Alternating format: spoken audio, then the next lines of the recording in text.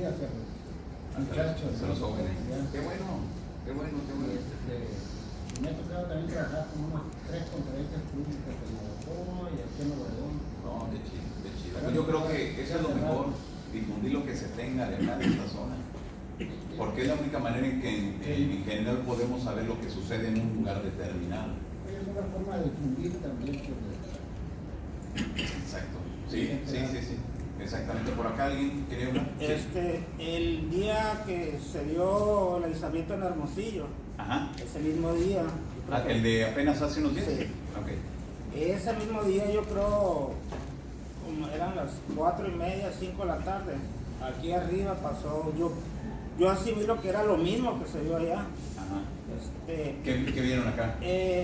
Lo vimos yo y un compañero, yo trabajo por aquí cerquitas, era algo triangular. La primera impresión así, pues un cometa, dijimos, un cometa, pero un cometa, y luego sopilote, pero pues tampoco. Claro. Y iba en una velocidad, pues también, parecía como que sombreaba, pero más bien hacía así, y agarró hacia los cerros, hacia el lado del aeropuerto.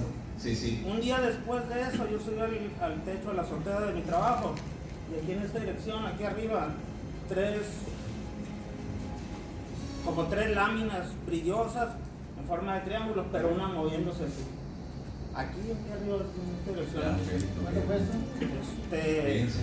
Y hace aproximadamente 20 años, está un centro comercial aquí, la Plaza Tutuli. Nos tocó ver a mí y a mi esposa, clarito, así arriba del letrero del Kentucky. Eso sí era una nave hecha y derecha, como si fuera un avión, pero el fuselaje, sin las alas, sin la cola, pero nítido 100%. Fíjese nada más. Pero pues hace 20 años no creo que ni traía celular. Exacto, sí. Ahora los jovencitos nos critican, ¿no? Porque dicen, pero ¿cómo es posible que cuando eras niño tú no te tomabas fotografías o videos? No había. No. O había sin cámara. No, pues era muy raro, ¿no? Realmente no nos vayamos tan lejos, hace 10 años o hace 15 años era como que impensable que en un dispositivo móvil tuviéramos tantas cosas que ahora tenemos, ¿no? Como es, ¿qué es? ¿Esto dónde fue? Es la laguna del Escenario. Esa fue tomada con la báscula de la noche, no me di cuenta sino hasta ya después. Al día siguiente, y ahí fue cuando revisé y vi esa foto que se me hizo muy curiosa, porque en el momento yo quería tomar la luna. Claro. Y salen esas Fíjense, tres lucecitas ahí.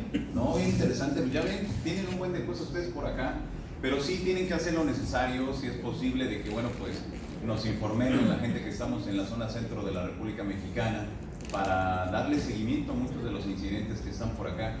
En la conferencia que les voy a presentar vamos a ver algunos documentos que han sido desclasificados por parte de los Estados Unidos, donde le han dado seguimiento a los estrellamientos de ovnis que se han presentado en la República Mexicana. Todo el mundo habla de Roswell, todo el mundo.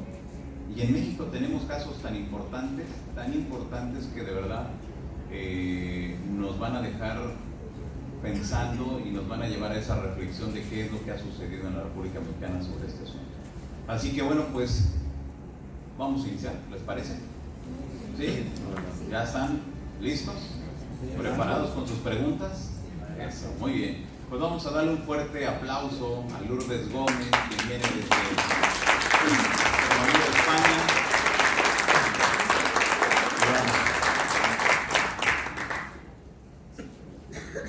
Bueno, pues buenas tardes y bienvenidos todos a este encuentro internacional OVNI que está teniendo lugar estos días al norte de la República Mexicana.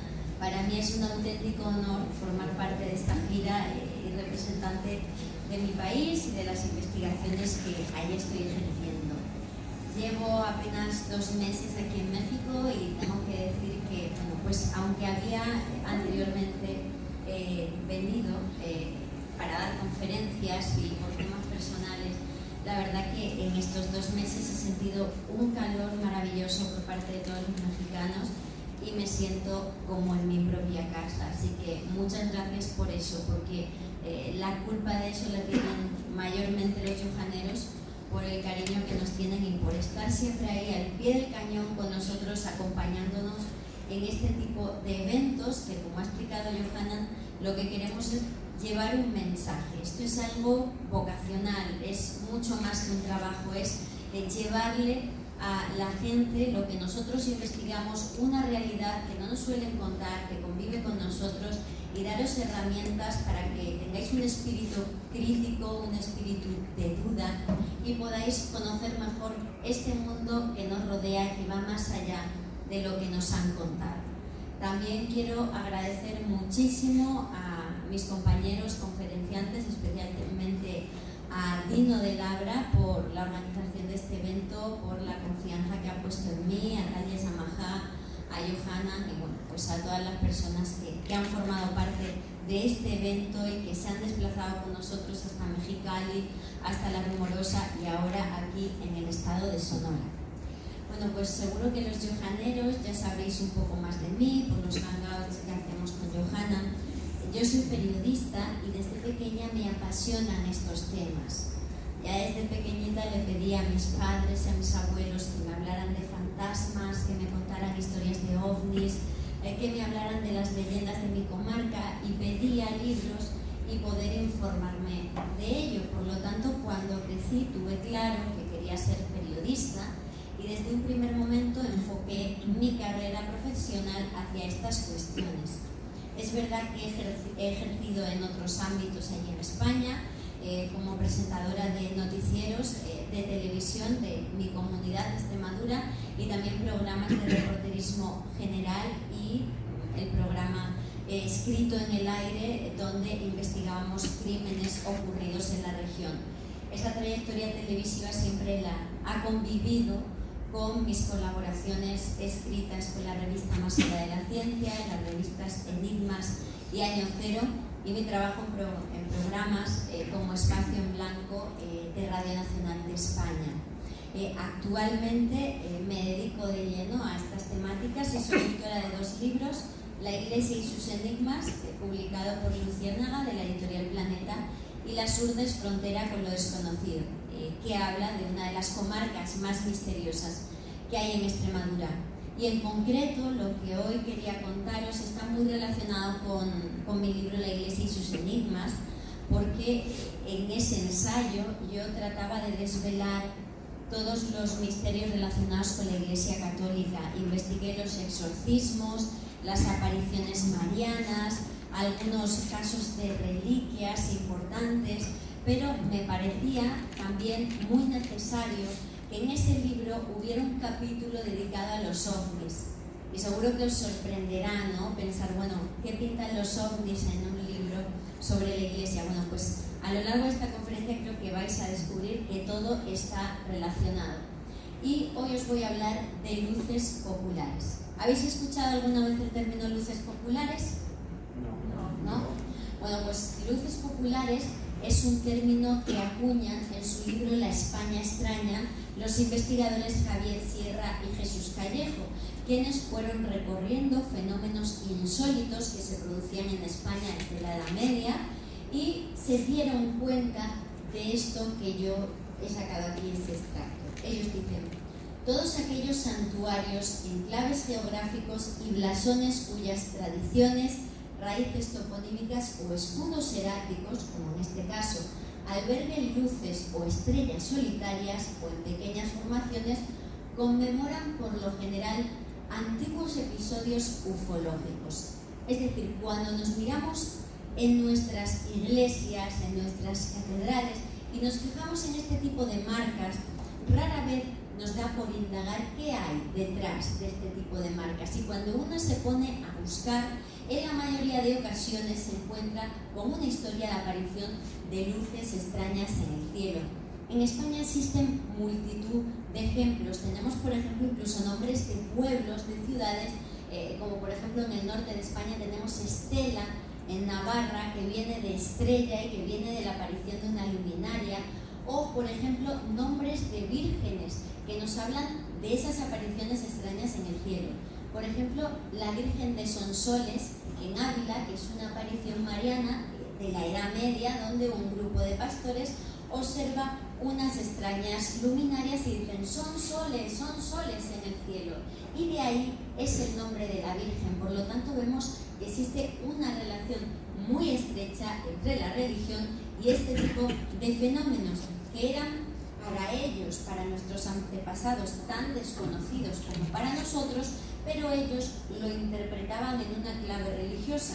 En primer lugar, por la formación que tenía la población en aquellos momentos y por esas creencias tan exacerbadas que había en la Edad Media, pero también porque la Iglesia Católica, desde el minuto 1, siempre ha tratado de englobar todo ese tipo de fenómenos como algo divino, como algo propio solo de la Iglesia y del mundo católico.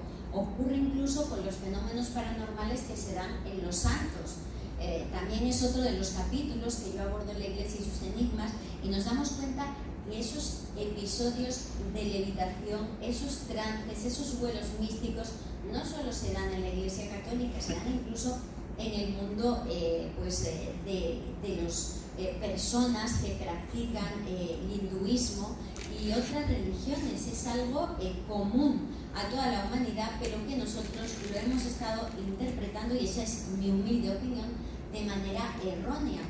Y con respecto a las apariciones marianas, nos damos cuenta que en muchos casos se dan estos fenómenos de luces. Me viene a la mente uno de los más conocidos en mi país, la Virgen de Montserrat, que seguro que habréis escuchado nombrar por su relación con el Grial y con una zona de poder que hay en este espacio. Allí apareció la Virgen de Montserrat, que es una de las vírgenes negras que se conservan en Europa, de muy pequeño tamaño y muy relacionadas con cultos anteriores al cristianismo, con el culto a la diosa madre, a Isis, a la tierra, imágenes anteriores que se cristianizaron y también muy vinculadas al mundo de los templarios. En este caso, cuando se encuentra la Virgen de Montserrat, nos dice la leyenda que se hace porque se aparecen unas luces extrañas en el cielo que indican dónde tienen que buscar esa imagen. Y esto de las luces ocurre también en Fátima, justo antes de la primera aparición.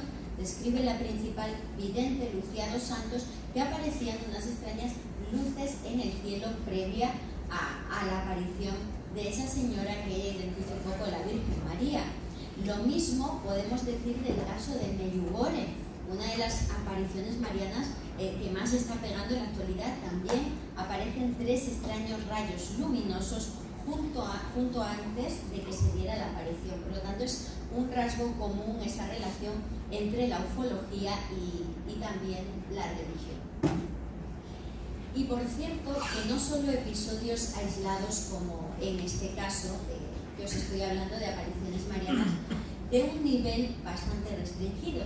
Si nos vamos al origen mismo de la religión católica, nos daremos cuenta que ha sido este fenómeno, el de los ovnis, el que ha provocado episodios tan importantes como la conversión del emperador Constantino. Fue en el año 312, justo antes de la importante batalla del puente Milvio, cuando Constantino tiene una visión. Tiene una visión en la cual ve una cruz luminosa en el cielo que está surcando el aire, y en esos momentos él escucha una voz que dice: "In hoc signo vinces", en mi nombre vencerás. En esos momentos él decide que eso es algo de origen divino y decide hacer oficial la religión católica como la religión oficial del Imperio Romano.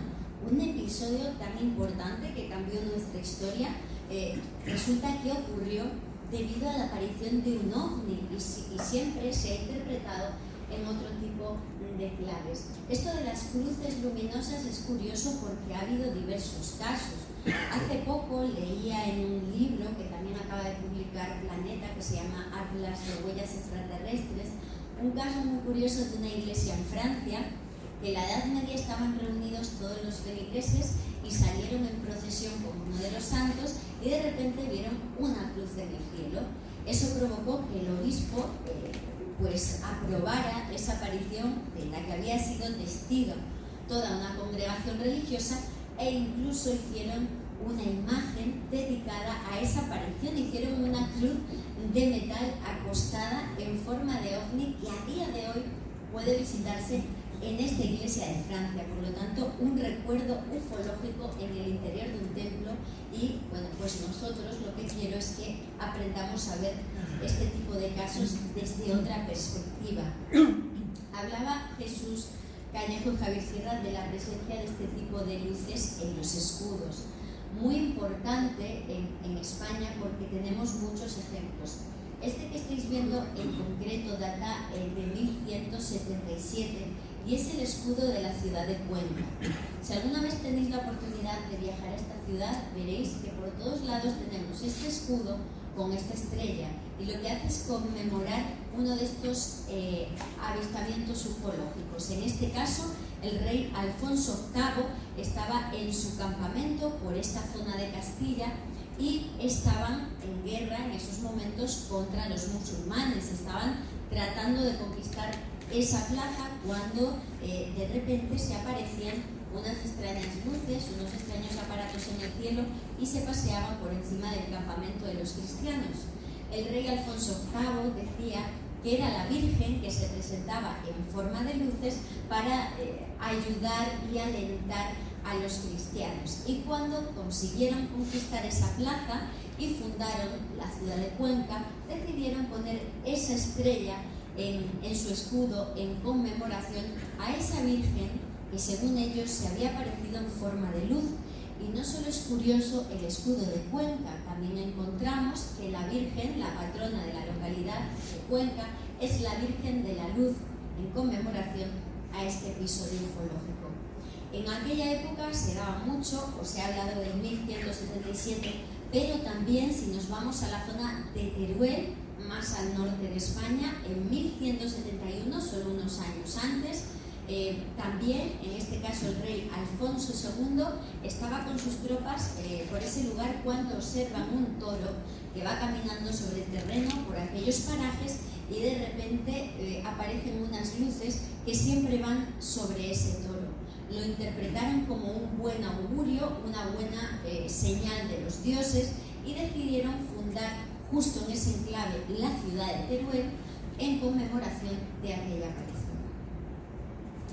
Y tenemos incluso episodios donde vamos más allá del simple avistamiento de luminarias. Tenemos que estas luces intervienen en el curso histórico de acontecimientos importantes para el ser humano. En este caso, la Reconquista de España, aquellos siglos donde la península ibérica vivía en lucha entre cristianos y musulmanes. En el contexto de esas batallas hubo muchos fenómenos lumínicos extraños que se achacaron a intervenciones divinas con el fin de poner la balanza a favor de unos u otros. De hecho, es tan alucinante el tipo de casos que esto ha llevado a muchos investigadores del fenómeno ovni, como por ejemplo Andreas Faber-Kaiser, a pensar que existe un fenómeno, en este caso un fenómeno ovni, ajeno al ser humano, pero de alguna manera preocupado por el desarrollo de nuestra historia y por lo tanto hablar de conquista programada, es decir, de que estas luces intervenían a fin de que los acontecimientos, vete tú a saber por qué, transcurrieran pues de la forma que ellos querían, ¿no? Estas inteligencias ajenas al ser humano. Y uno de los ejemplos más importantes que tenemos ocurrió en Extremadura, que es la región de la que yo vengo, y es el caso de la Virgen de Tentudía, una virgen que da nombre a toda esa comarca a medio camino entre Andalucía y Extremadura, y es una batalla que se produjo en 1247 en esa zona entre cristianos y musulmanes. Cuenta la leyenda, y en concreto el rey Alfonso X el Sabio en sus famosas cántigas, que estando a punto de acabarse el día, a punto de irse el sol, estaban en medio de la batalla encarnizada, cristianos y musulmanes, cuando el maestre de la Orden de Santiago, que estaba combatiendo con los cristianos, ve que el día se acaba y que no es capaz de vencer al enemigo, que por lo tanto se iba a alargar la conquista de aquella plaza mucho tiempo más, y ante su impotencia hinca la rodilla en el suelo y pide a la Virgen María que detenga el día, que pare el día, que frene el ocaso para que les dé chance de poder ganar esa batalla. En concreto dicen que dijo: Virgen María, detén tu día. En esos momentos dicen que el sol se habría detenido en el firmamento, dando tiempo a los cristianos para vencer y haciendo que pudieran ganar la batalla. Es bastante ilógico creer que esto fuera así, porque se hubieran producido catástrofes a nivel mundial si el sol se hubiera detenido en el firmamento, pero lo que estamos hablando es de un objeto volante no identificado, de un ovni que se apareció e iluminó pues, la escena de la batalla. Es habitual que cuando ocurren fenómenos de este tipo, sobre todo en lo que a religión se refiere, hablemos del sol, pero no, estamos hablando de otro tipo de objetos, como en el caso de Fátima, ¿verdad? Habréis escuchado hablar de la famosa danza del sol, un sol que se apareció en plena lluvia, porque era un día totalmente encapotado, aquel 13 de octubre en Fátima, de 1917, y de repente se aparece una especie de sol que pudo verse a muchos kilómetros de distancia y que secó instantáneamente la ropa de los testigos, de los 70.000 testigos que había allí congregados en Cova de Iría aquel día. Se habla de la danza del sol, pero fue pues un objeto volante no identificado, como este caso, un objeto que se apareció y que frenó, la oscuridad para que pudieran vencer. En este caso, en conmemoración de aquel episodio tan extraño, fundaron el monasterio de Tentudía en honor a la Virgen de Tentudía, que se llama así por deformación lingüística de aquella frase de Virgen María de Tentudía, y es pues el nombre de toda esa comarca que rara vez se acuerda de que fue la aparición de uno de estos objetos lo que dio nombre a toda esa región. Y no es el único caso. En aquella misma época y muy cerquita de aquel lugar también se produce una batalla en un pueblo que se llama Arroyo de la Luz, precisamente por la aparición de una de estas luminarias, en este caso sobre una encina cercana a la batalla, con otros elementos, como por ejemplo cuenta la leyenda que en este caso los musulmanes eran cegados por esta luz y que los cristianos eran iluminados y que así pudieron vencer, y por lo tanto se crea la Virgen de la Luz en este municipio y se llama Arroyo de la Luz. Y otro de los casos más famosos que tenemos en España es el de la misteriosa llum. Llum, que en catalán es luz. Estamos hablando de un fenómeno que tuvo lugar en 1345 en la localidad de Manresa, en Cataluña. La localidad tenía un conflicto con el obispado por el tema de unas acequias, de un curso de agua que había en el municipio. El obispado decía que el agua pertenecía a la iglesia, la gente del pueblo decía que era del pueblo, y eso le sirvió la excomunión por parte del obispo. Excomulgó a todo el pueblo, e imaginad lo que eso significó en 1345, pues que la gente tuviera mucho miedo de ir al infierno y de estar todos condenados por culpa de ese veto que les había impuesto el obispado. Y en ese contexto estaba todo el pueblo reunido en esa iglesia que veis en este grabado, en la iglesia del Carmen de la localidad, cuando procedente de las montañas de Montserrat, muy cercanas a Manresa, que como ya os he dicho, hubo una aparición de luces para que se pudiera localizar la imagen de la Virgen de Montserrat. Bueno, pues procedente de esas montañas aparece una luminaria que entra por uno de los ventanales de la iglesia, se pasea por el interior, se divide en tres y vuelve a salir por uno de los ventanales, ante las atónitas miradas de todos los testigos. El hecho de que se dividiera en tres provocó que desde el punto de vista católico consideraran que se había presentado la Santísima Trinidad en esta iglesia del Carmen, aunque a día de hoy lo interpretemos en clave ufológica. El hecho es que gracias a aquella aparición se levantó la excomunión a todo el pueblo, todos fueron felices, y a día de hoy, cada año, se celebra la fiesta de la llum, de la luz de Manresa. Y es curioso también que más allá de estos episodios religiosos, a día de hoy, no sé qué día es, Johanna, en el que va Luis José Grifola a Montserrat, pero un día, creo que los días 11 de cada mes, el contactado catalán Luis José Grifol se reúne los días 11 de cada mes en las montañas de Montserrat con mucha gente, y todo aquel que ha ido cuenta que hay manifestaciones de luces extrañas a día de hoy en Montserrat.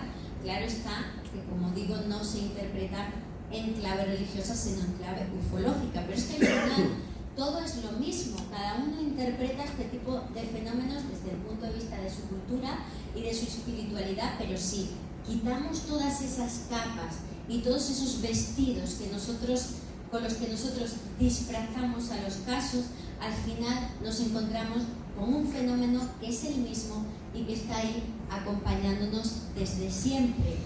Y este es uno de esos casos que he tenido la oportunidad de investigar, donde yo veo esa presencia del fenómeno desde los albores de nuestra historia. Esto es un pueblo de la provincia de Badajoz que se llama Magacela, que en lo alto veis que hay un castillo de tipo medieval que todavía se conserva, y ahí tenemos una laguna que está en la falda del municipio y que se conoce como la Laguna de los Santitos. La Laguna de los Santitos por una historia que surge en 1684, en el siglo XVII, cuando un prior del municipio, Fray Diego Becerra de Valcárcel, escribe un libro en el que habla de un misterioso fenómeno. Cuenta que desde época antiquísima se tiene constancia y se tiene noticia en este municipio de la aparición de unas extrañas luminarias que salen del interior de las aguas de esta laguna, se pasean por las zonas cercanas y vuelven a sumergirse.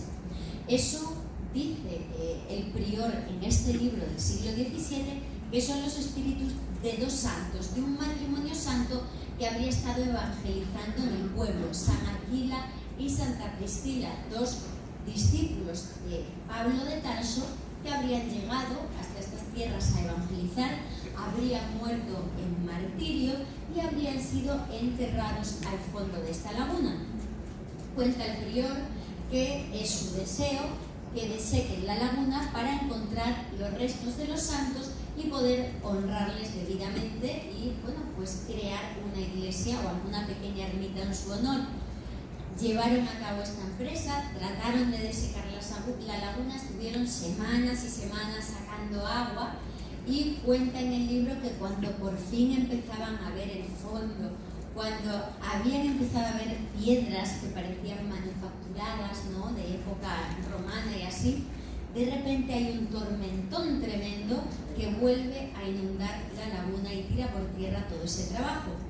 Ellos lo interpretan como una señal divina, como un signo de que los santos no quieren ser encontrados, pero aún así deciden crear una iglesia en honor a San Aquila y Santa Priscila, los nombran patrones del municipio y a fecha de hoy, cada verano, se celebra una fiesta dedicada a estos santos. Unos santos que ni siquiera hay constancia histórica de que existieran, que ni siquiera hay ningún tipo de pista ni de prueba que diga que hayan estado evangelizando en esta zona de Extremadura, y que al final lo que están conmemorando cada año es una fiesta ufológica. Y fijaos qué curioso, porque justo al lado de esta laguna, pasado esa valla de madera que veis ahí, nos encontramos con este dolmen, un monumento megalítico es de carácter funerario, lo usaban el hombre prehistórico para enterrar a sus seres queridos al interior de estos monumentos, que estaban cubiertos a forma de túmulo, pero hoy día solo se conservan las losas que reforzaban la estructura. Bueno, pues nos encontramos que en este monumento hay una de las estelas que tiene unos extraños grabados. En esa imagen no lo vais a apreciar muy bien, por eso os he puesto aquí la guía de la imagen. Uno de los símbolos es una especie de sol, una estrella muy parecida a la que hemos visto en los escudos heráldicos. Para mí, mi interpretación personal es que nos está hablando de las luminarias de esa laguna, nos está hablando de un fenómeno que en el siglo XVII interpretaron como la aparición de dos espíritus santos y los hombres prehistóricos como una especie de dios, como una especie de deidad que estaba ahí velando por ellos. De ahí que construyeran un monumento mágico de enterramiento justo al lado de la laguna, porque ahí estaban pasando cosas. No sabían lo que era, no sabían dar una interpretación, pero lo dejaron grabado en piedra. Y qué curioso que a día de hoy, en el siglo XXI, tengamos testigos que pasean por estos parajes y afirman haber visto esas luces, pero no lo hacen en clave religiosa, lo hacen hablando de que han visto ovnis. Por lo tanto, yo creo que es un caso fascinante para que veamos la evolución de un mismo fenómeno, cómo cambia de nombre dependiendo de la época histórica en la que nos encontremos. Y también, por supuesto, nos da pie a hablar de la relación tan increíble, tan maravillosa que existe entre los ovnis y el agua. Donde hay agua siempre va a haber fenómeno de extrañas luminarias. Hace poco dedicamos con Johanna un programa especial a este tema y dábamos muchísimas interpretaciones para explicar esta relación. Una de ellas, como decíamos, es que hay investigadores que piensan que es si hay un fenómeno ajeno a nuestro mundo, ya sea de tipo extraterrestre o dimensional, o otra de las cientos de hipótesis que podrían explicar este fenómeno, pues sería el agua un medio propicio para poder ocultarse, ¿no? Ahí tenemos. Y bueno, pues pasamos también al tema de las vírgenes. Os he dado algunas pinceladas, nombres de vírgenes que nos remiten a este tipo de episodios, pero también otro tipo de nombres que nos dan pistas, como por ejemplo vírgenes de las Victorias, vírgenes del Socorro.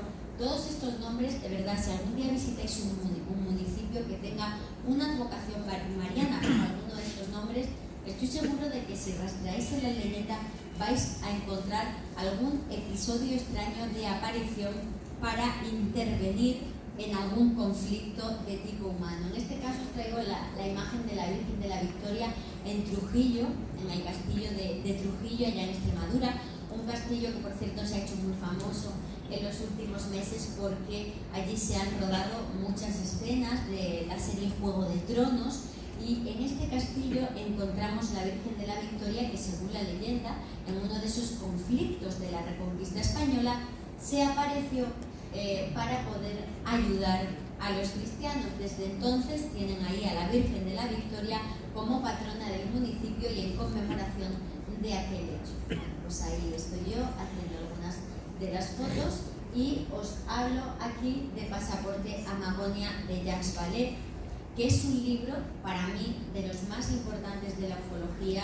Fue publicado por primera vez en 1969 y creo que cambió por completo la visión de la ufología, porque es la primera vez que encontramos a un investigador que desde 1947 decide rastrear históricamente en busca de las pistas de ese fenómeno y se da cuenta que hay multitud de casos de apariciones marianas y también pues de otro tipo, como por ejemplo de las hadas, que están completamente relacionadas con el fenómeno OVNI y que hay un paralelismo increíble, porque si bien nos encontramos en el mundo cristiano con vírgenes que ayudan en las batallas, en el mundo anglosajón, en la literatura del Reino Unido, hay un montón de leyendas de hadas que intervienen también en batallas para ayudar a determinados ejércitos. Por lo tanto, vio Jacques Vallée que el fenómeno OVNI busca en nuestro folclore, busca en nuestra literatura, rastrea al ser humano e interviene en el desarrollo humano desde hace muchísimo tiempo, ¿no? Por eso yo recomiendo encarecidamente, para quien le interese este tema, la lectura de Pasaporte Amagonia, que aunque es súper difícil de encontrar en papel, el libro está en formato electrónico en internet y es fácilmente encontrable para quien desee leerlo. Pasamos también a otro de los personajes que abandera esos fenómenos misteriosos que han tenido lugar en esos episodios de batallas en la antigüedad, y ese no es otro que Santiago. Santiago, que es un personaje que se nos presenta al principio de la religión católica como un peregrino, como el representante del Camino de Santiago, que por cierto el Camino de Santiago es para llegar hasta Compostela, porque ahí está la tumba del santo, supuestamente, pues también fueron unas extrañas luminarias las que indicaron el lugar donde estaba la tumba del santo. Pero como digo, Santiago, que era un personaje cercano, un personaje que lo que hacía era peregrinar para llevar el Evangelio por todo el mundo, nos encontramos que a partir en concreto del 844 se convierte en un personaje presente en las batallas. Os preguntaréis por qué. Pues todo tiene lugar en la batalla de Clavijo, en la zona de La Rioja, en el norte de España. Lo que cuenta la leyenda es que fue en el año 844 cuando el rey Ramiro I de Asturias decide dejar de cumplir con una manda que le habían impuesto los musulmanes que estaban en el sur de la península ibérica, que era que le tenían que entregar 50 doncellas cristianas a los musulmanes. Dice la leyenda que el rey Ramiro decide romper con eso, a pesar de que su ejército era inferior al de los musulmanes, y decide entrar en batalla por el honor de estas doncellas. En esos momentos, ante el miedo que tenía su ejército de perder porque era inferior en número, cuentan que se le aparece en sueños el apóstol Santiago y le dice: tranquilo Ramiro, que ahí voy a estar mano a mano con vosotros en la batalla ayudándoos. Y cuenta la leyenda que en aquella batalla de Clavijo en el 844, pues se aparece un misterioso jinete montado en un caballo blanco que empieza con la espada desenvainada a combatir al enemigo, y que tanto él como el caballo van acabando con ellos, arrollándolos, y que consiguen vencer gracias a ese misterioso personaje que ellos dicen que era el apóstol Santiago.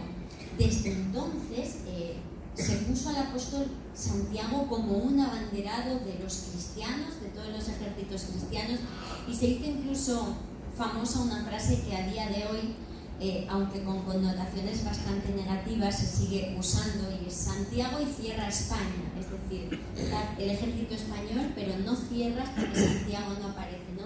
Entra Santiago y cierra España. Qué duda cabe que es una connotación súper negativa, porque estamos hablando de un personaje que, como digo, era muy bonito porque lo que hacía era ir peregrinar, ¿no? Que hoy día prácticamente se identifica con el senderismo. Sin embargo, lo convierte, bueno, pues, en un completo depredador, si me permitís la palabra, y siempre en ese tipo de imágenes aplastando al enemigo, el caballo aplastando las cabezas del enemigo y demás. A pesar de que hay mucha gente que defiende la historicidad de este suceso, lo cierto es que cuando nos ponemos a rastrear en la leyenda nos damos cuenta que fue 400 años después de aquel supuesto suceso cuando se empieza a hablar de la batalla de Clavijo. Por lo tanto, hoy día ningún historiador serio defiende que este episodio ocurriera de verdad. Fue una leyenda que se ha ido acrecentando con el tiempo, que la primera vez que se pone por escrito es 400 años después de la batalla de Clavijo, y que por lo tanto no tiene ningún sustento, pero sí que ha tenido un importantísimo papel a lo largo de la historia en batallas tanto de la península ibérica como veremos a continuación en otras que han tenido lugar aquí en Latinoamérica. Esto es un grabado, bueno, una imagen que tenemos en la portada del Parador de León en España, donde podemos ver, bueno, pues a Santiago representado en la manera de la batalla de Clavijo. Y aquí tenéis un poco la diferencia entre cómo era representado Santiago antes de que esta leyenda se generalizara, que era como un peregrino compostelano, y la siguiente, bueno, pues de esta forma tan bárbara, ¿no?, que es aplastando siempre al enemigo debido a esas apariciones. Y lamentablemente Santiago